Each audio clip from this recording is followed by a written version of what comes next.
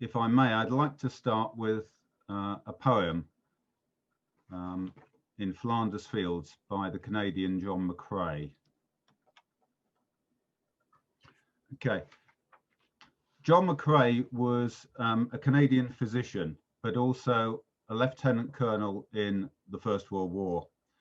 And in May 1915, the day after he'd attended the funeral of a very, very close friend and colleague who had been killed in the First Battle of Ypres, by that time, the wild poppies were already blowing across the scarred battlefields and through the rows of makeshift crosses that had been erected.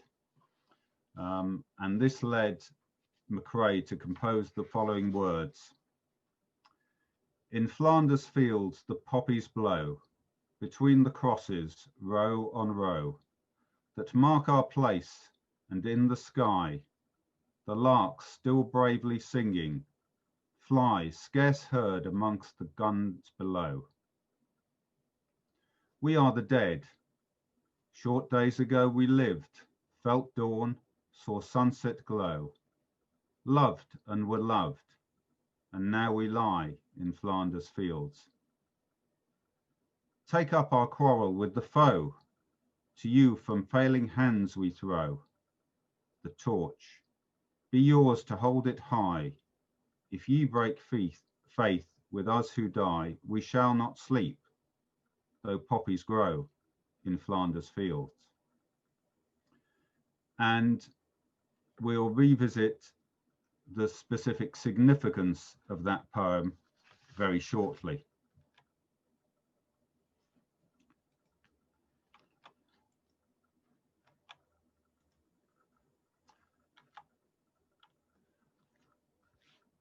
When the First World War had ended, we need to revisit some of the numbers. Some over 6 million men had served. 725,000 of those were never to return.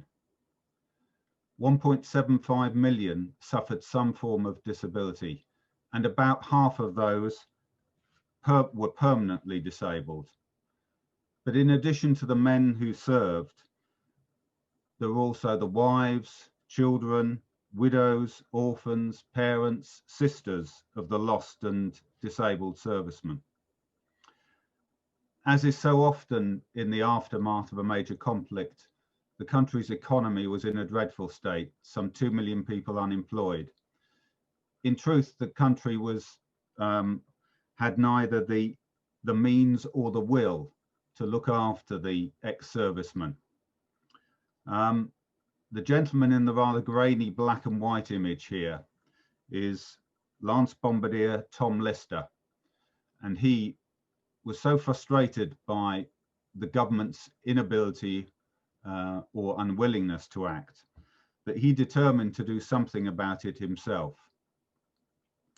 And the formation of the Legion can be traced back to Tom Lister and to Earl Haig, the self-same Douglas Haig, who had been Supreme Commander of the Allied forces on the Western Front, and whose tactics had been so heavily criticised during the war. But whatever the rights and wrongs, he certainly had great concern for the welfare of those ex-servicemen immediately after the war. And indeed, the London HQ of the Royal British Legion today is still in Haig House in Borough High Street.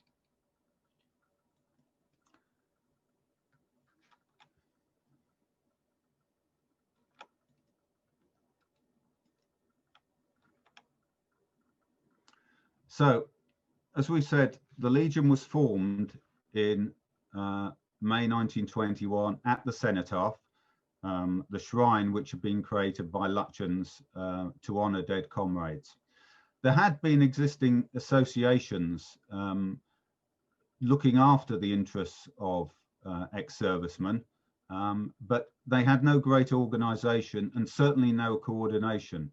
So the Legion was actually an amalgam of 4 existing associations, those specifically were the Officers Association, of course, the Comrades of the Great War, the National Association of Discharged Soldiers and Sailors, and the British National Federation of Discharged and Demobilised Soldiers and Sailors. Not exactly catchy names, I'm sure you'll agree. So the Legion was formed from those four organisations, specifically with a very simple purpose, namely to care for those who'd suffered in the Great War, either through their service or indeed through that of a husband, father or son.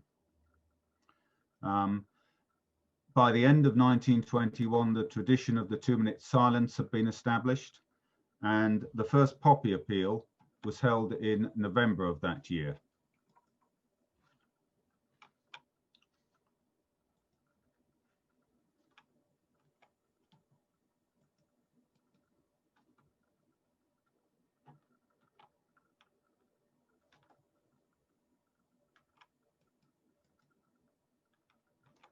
The slides have been stubborn, apologies.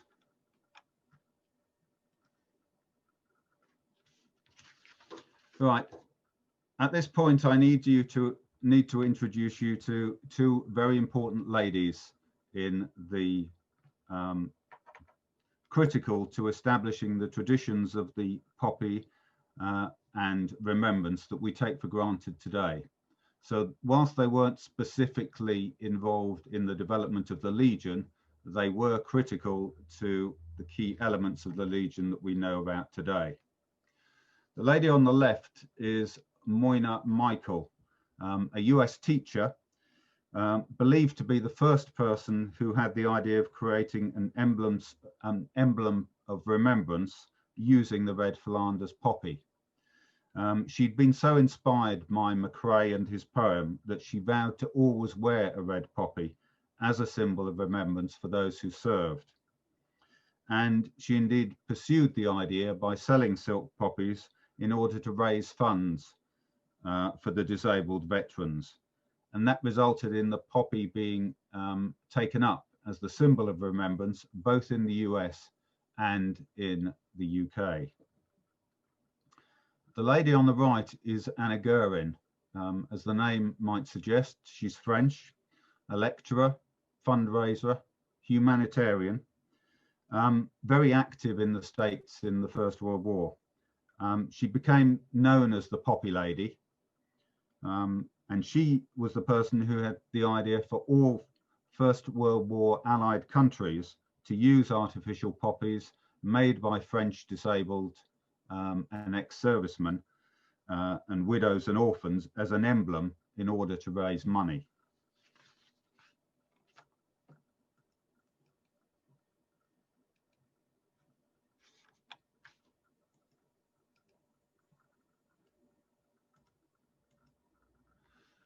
Oops. After the first poppy appeal in 1921 had, as I said, used artificial poppies imported from France by Anna Guerin, the British Legion allocated £2,000 from the Unity Relief Fund in order to start the process in the UK. Clearly, as ever, the Brits couldn't be left behind by the French in this process. And this gentleman, Major George Howson, was given this money. Now, £2,000 in 1921 is worth about £90,000 in today's money. And if you think about the vast amounts of money spent on projects in 2020, £90,000 to start this process wasn't that much money. And as you can read, Howson himself was more than a little skeptical about it and conscious of what a challenge it would be. Howson had served throughout the war. He received the Military Cross at Passchendaele in 1917.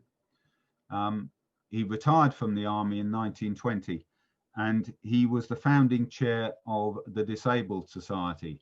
He himself had lost a leg during the war. And the Disabled Society was commissioned to make poppies for the 1922 appeal.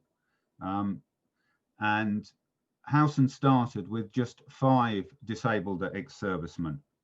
But despite his considerable misgivings about the project, within a 2-month period, he'd actually been able to produce more than 1 million poppies, and moved on very quickly from that. And the whole process expanded significantly. By 1924, some 27 million poppies have been produced. In 1926, Howson bought the premises that you see on the left here in Richmond in Surrey, actually on the site of an old brewery, very suitable premises. And that remains one of the 2 factories for main poppy production today on exactly the same site. The Scottish operation was founded in 1926 in Edinburgh, and that's the property you see on the right there, which is actually known from that time as Lady Haig's house.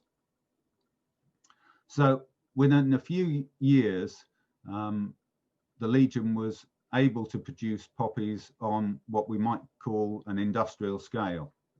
Howson himself actually has quite a strong local connection. When he fully retired from active life, he came to settle in Hambledon, and is indeed buried in Hambledon Courtyard, Hambledon Graveyard.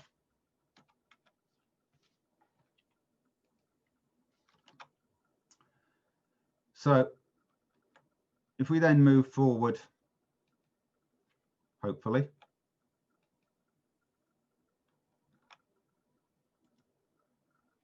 There we go. To World War II and beyond. The Royal British Legion Conference in 1925 saw the introduction of the Legion's Royal Charter for the first time. The Legion was very active in the Second War, particularly in civil defence, and perhaps not surprisingly providing officers for the Home Guard. Whether Dad's Army is an accurate reflection of their involvement or not, I'll let you reach your own conclusion. Membership actually peaked in 1950 at about 3 million, obviously with a combination of the veterans of both conflicts. And though the Legion had had royal patronage from its earliest origins, it only received royal appellation on the golden anniversary in 1971. And up until 1981, membership was only accessible to ex-service people. And it was only then it was extended to serving forces, and subsequently to people with no service connection at all. So membership as of today is open to everyone. I'd now like to move on to look at the role of the Legion in the 21st century and 6 specific functions. As you're probably aware, there's a vast number of different charities supporting the military and ex-military. Lots of other names we're familiar with: Help for Heroes, Combat Stress, etc. The Royal British Legion is comfortably the largest charity in the country, and is at the heart of the national network supporting current members of all services, reservists, volunteers and their families.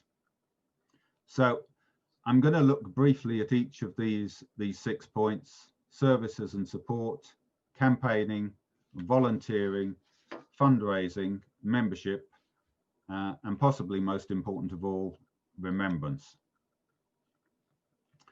So starting with services and support. I think it's important to stress at this stage that whilst the numbers of badly injured ex-service people from recent conflicts are tiny in number compared to the major worldwide conflagrations of the first half of the 20th century. The needs of those injured in places like Iraq and Afghanistan can be really significant. It's a happy consequence of medical developments that people whose injuries would who wouldn't have survived major injuries in the First or indeed Second World War now do survive in the vast majority of cases. But what it does mean is those people can need full or part-time care for the rest of their lives, which could easily be 60, 70 years. So the needs for service, for support, are vast. And to talk about those elements in a little bit more detail, by physical and mental well-being, I'm talking about things from sports and the art-based rehabilitation through to mobility aids and equipment. From a financial perspective, it's about access to training courses and helping people to adjust to their life when they leave the military. We may be talking about dedicated care homes, in-home support for carers, and indeed for the families of ex-service people. In terms of local connections, there's a network of members providing home and hospital visits and bereavement support, telephone buddies, etc. And also critical face-to-face support on a wide range of different issues. An example of the physical and mental well-being, that's now provided is the Battleback Centre. That's in Lilleshall in Staffordshire, only established in 2011 by the Legion in order to support wounded and injured service people who'd returned from Iraq and Afghanistan. And I'd like to show you a very short video to give you a feel of what goes on at the Battleback Centre.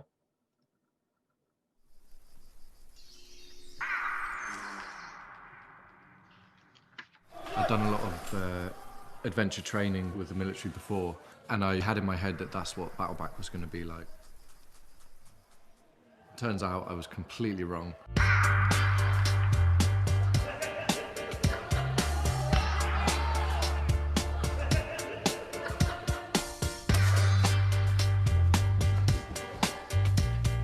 First week at the Battleback Centre was truly extraordinary because obviously with my injury I should be dead, so I was very scared about coming here.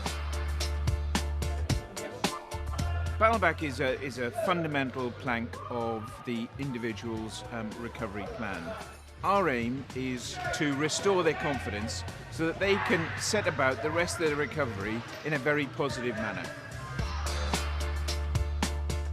It's nothing like your normal military AT. It made me think about things I'd not thought about, and it sort of gave me more of a direction. And by the end of the week, and all my friends and family can vouch for this, I was a completely different person.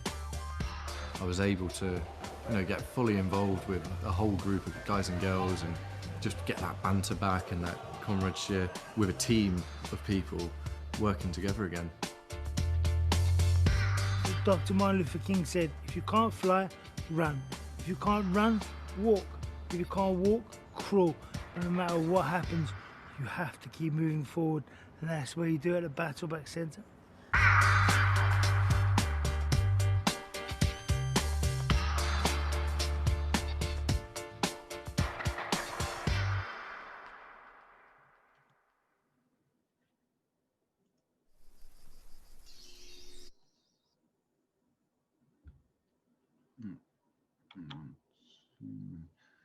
Hopefully that short video gives you an idea of the work that goes on specifically at the Battleback Centre, how inspirational it can be in terms of changing the lives of badly injured ex-service people. But as you will also imagine, and that's given you a brief introduction, a very expensive organisation to run. After looking at service and support, the next item is campaigning. The Legion works with politicians, officials at all levels to bring the principles of the Armed Forces Covenant to life and to further the interests of the Armed Forces community. And the aim really is to inform the welfare service providers and to challenge some of the myths about the armed forces community, and at the same time raise issues and, as a consequence, improve government policy. I put a specific bullet point there about making the census count, which may sound a little odd, but if I tell you that as a consequence of the 2011 census, we actually knew more about the UK Jedi population than we did about existing and ex-members of the armed services. So the RBL actually campaigned to include a question in the next census due in 2021 to try and improve the understanding and ensure politicians could work to meet the needs of the armed forces community. And in 2017, they secured a landmark success as the Office for National Statistics recommended inclusion of this question for the next census. Whether the census will actually happen next year as planned obviously remains to be seen. The gentleman in the picture here is a gentleman called Haris Tatakis. He was quite badly injured in Afghanistan and specifically suffered severe hearing loss. He's now using a revolutionary iPod technique in order to deliver treatment for his hearing loss whilst he's asleep. And this all came from the establishment of the Veterans Hearing Fund in 2015. Veterans under the age of 75 are about 3.5 times as likely as you and I to suffer some form of hearing loss. And it was the community of the RBL that raised these issues and set up and administered this fund from which Harris now benefits. No surprise to see volunteering up here as one of the key functions of the Legions. All volunteers give their time and energy to support the charity in their own way. There's estimated to be about 120,000 volunteers giving up vast amounts of their free time. Obviously, poppy collectors are probably the most familiar, but there's broader fundraisers, caseworkers who do fantastic work at pop-in centres around the country, designed simply to help members who might feel lonely or isolated. Again, you don't have to be an RBL member or have any links to the service. It's really about just giving up your time. And most volunteering is done with the aim of fundraising. And this may take lots of different forms: poppy runs, 5K runs, poppy quests, etc. And the pedal to Paris that I'll come on to in a second. The Legion has a number of key corporate partners, large and small.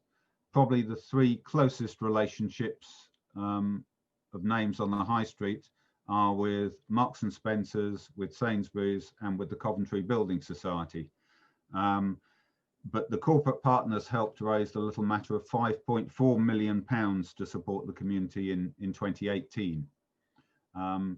And anyone who read the Times on Saturday might have noticed there was actually a full-page advert taken out by the Coventry Building Society specifically to raise the awareness of this year's Poppy Appeal and stress the importance of fundraising this year when it's obviously a bit more difficult than usual. And the peak appeal achievement was in 2018, obviously around the centenary of the end of the First World War, when some £50.5 million was raised. I mentioned the pedal to Paris there.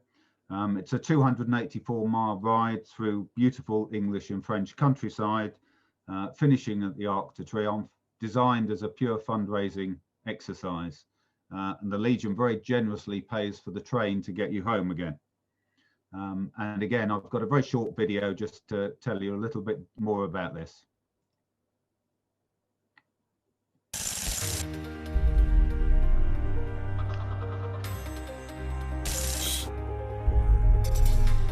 I've never done anything like this before. Been a hard day. I thought it would be easier than yesterday. And we're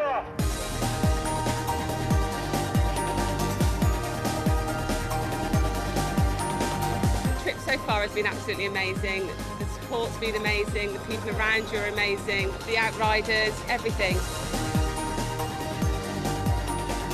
The British Legion's looked after us throughout the whole trip and we've had an amazing time.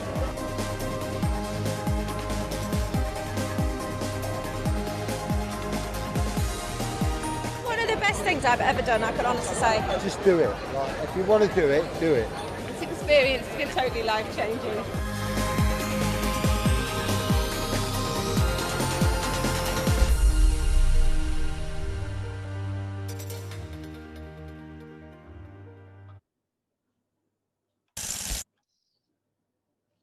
So that's the pedal to Paris as one little example of the sort of fundraising and community exercises that the Legion organises. Having talked about how much money was raised in 2018, it's useful to have a look at what poppy production looks like today. Two main factories in England, as I said, Richmond in Surrey, as acquired in 1926 by George Howson, still one of the key sources. All the wreaths that you would have seen in Henley or any local service that you attended on Sunday morning, all the wreaths are produced there. Over 1 million remembrance crosses and large numbers of silk and ordinary smaller red poppies. The production process has moved on a little from the picture you'll see at the top there, but still using ex-service people. And the larger factory in England is at Aylesford in Kent, producing some 35 million poppies, and also a wide range of other products. The Legion and the Poppy Shop have really expanded their range of products in terms with modern interests and developments over the last few years. So there's pins, badges, wristbands, rulers that are the bane of teachers' lives, and obviously in the current environment, masks as well. And there's also some 5.5 million poppies produced annually by Lady Hague House up in Scotland. You might even recognise the temporary worker assisting there a couple of years ago. Moving on to membership. Membership was extended, as I said earlier, to all active service personnel in 1981 and is now open to absolutely everyone. So there's no excuse not to join for the nominal sum of £20 a year. And there's some 235,000 members in the UK at the moment. The local branch, Henley and Peppard, is an extremely active and vibrant branch, has about 120 current members. In normal times, they would meet on a monthly basis, third Monday of the month, with a guest speaker every month other than November and December. November, obviously, Remembrance, and December for Christmas. But the other 10 months of the year, we have a guest speaker across a wide range of interesting subjects. Nice lunch, might even include a glass of wine. And for those of you planning on asking any particularly difficult questions, I will just remind you that I am responsible for running the bar. So if you do still want a glass of wine next year, don't make the questions too tricky. But it's also a really nice opportunity just to chat and spend a bit of time talking to friends and colleagues. There's an excellent quarterly newspaper produced, and a telephone buddy system operates to look after all members' interests. And our dynamic membership lady, Molly Jeffrey, her details are there. But if anyone is interested in joining the local branch, I'm sure you can, if you just contact Peter or Mark afterwards, they'll pass the details on to me. The last function of the Legion in 2020 is probably the most important of all, and that's the function of remembrance. Whilst the poppy recognises the service and sacrifice of the armed forces community, the Legion themselves are the custodians of remembrance. Their aim is to ensure remembrance is understood and is available to everyone, and that message, particularly important, is passed down to the next generations. And by remembrance, I'm not just talking about November the 11th, but also all important dates, conflicts in the Falklands, Iraq, Afghanistan, etc. Now, obviously, remembrance this year has been somewhat different. As anyone who watched the Saturday night service at the Royal Albert Hall, or indeed the march past by the very few veterans at the Cenotaph this year. And again, on a local basis, we usually see the marketplace thronging at the launch of the 2-week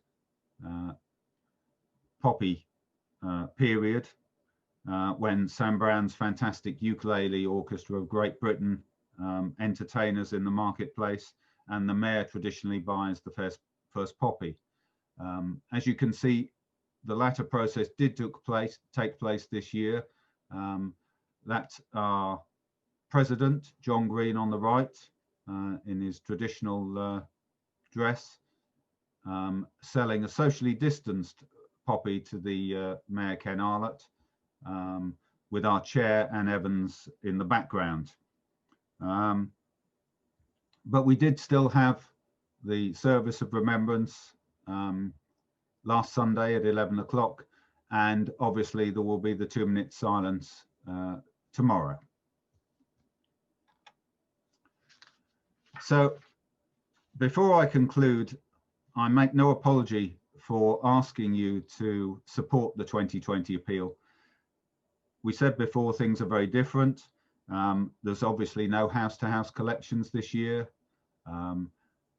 The tins and boxes in the shops, schools, businesses, they're there, but obviously severely restricted as a consequence of lockdown 2, which started last Thursday, and no street collections at all. Having said all of that, the need is just as strong and just as great as ever. So I would strongly urge you to support the appeal in any way you can. There's a couple of means up there on the slide, but anyone who logs on to the British Legion website, you can obviously get the full details there. I started this evening's talk with a poem, and it seems only appropriate to end with one as well. And this poem has become recognized and known as the Ode of Remembrance, taken from a poem of Lawrence Binyon written in 1914 called For the Fallen. These is actually the central stanzas, but the Ode of Remembrance is now recited at all Remembrance Day services and indeed at all RBL meetings. They shall grow not old as we that are left grow old. Age shall not weary them, nor the years condemn.